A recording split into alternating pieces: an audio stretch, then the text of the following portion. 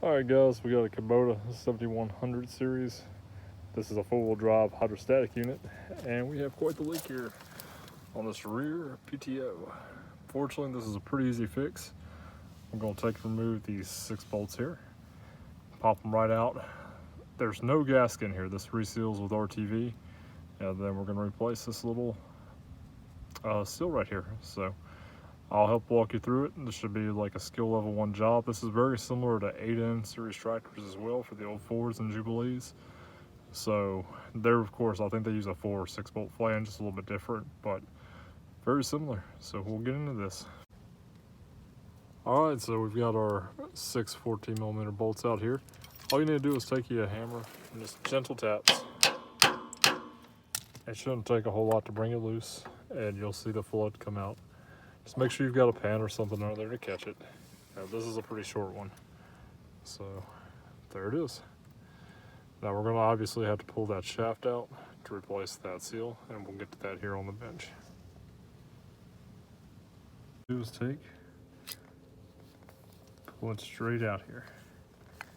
Try not to cause much damage. And there's your seal. So now we just gotta take a puller and pop that bad boy out. Guys, there's about 10,000 ways to pull seals out. I'm gonna use a big Allen key. Try to capture this for you.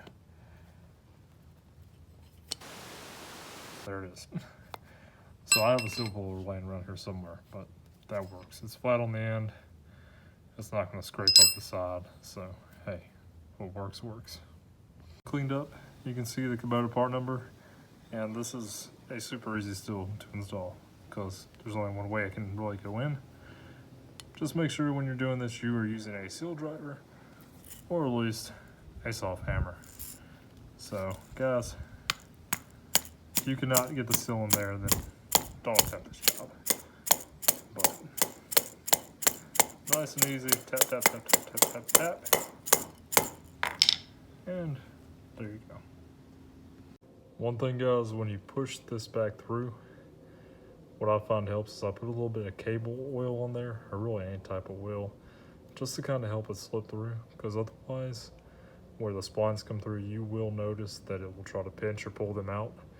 And just to reduce the chance of tearing, I've taken a wire wheel down the surface, make sure there's no burrs or debris, and then just that little bit of lubrication really helps that shaft slide back through that way. So if you guys are having trouble with that or cutting seals, give it a shot. Very minimal wear in the inside of this.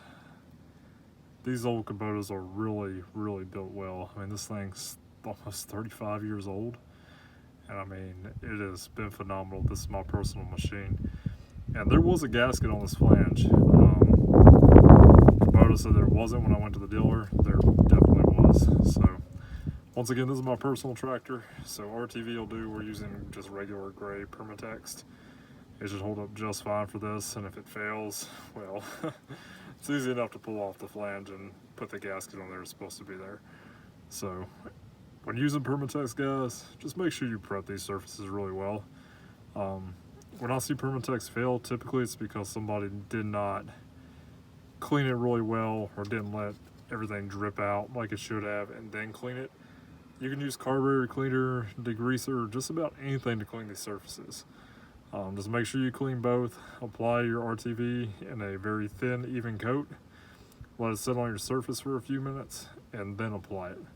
Or sorry, then mount your 2 surfaces together. Just keep that in mind. Alright guys, we're going to do a quick video to wrap up this install. I could not find torque specs on these bolts, so we torqued them to 190 inch-pounds. If you guys find it, please leave it in the comments so others will know. The RTV has held up just fine. We're not getting any sort of leaking around the seal, and all is good.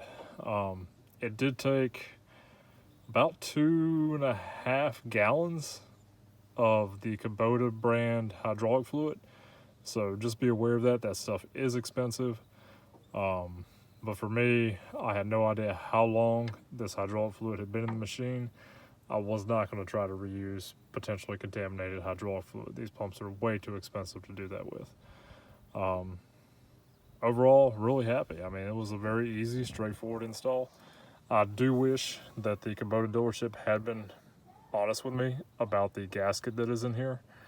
They told me there was no gasket and to use RTV, and obviously when I removed it, there was a gasket. So be aware of that. But overall, really easy. I mean, you can do this from start to finish in under an hour with basic hand tools. All you really need is the 14 millimeter, you know. So it's pretty easy as far as installs go. I hope this helps some of you guys out, and have a good day.